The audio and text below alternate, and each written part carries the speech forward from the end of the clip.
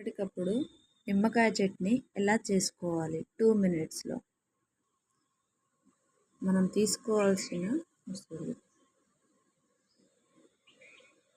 తాలింపు కొరకు నిమ్మకాయ రసం తీసుకొని ఆ రసంలో ఉప్పు, పసుపు, కారం పొడి, ధనియాల పొడి ఇవన్నీ ఆ రసంలో కలుపుకోవాలి.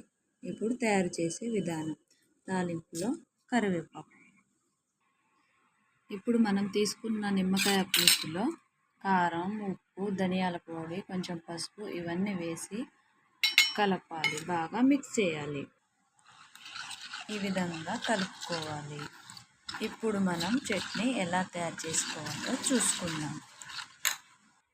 ఇప్పుడు కొంచెం నూనెని వేడి చేద్దాం. వేడయ్యాక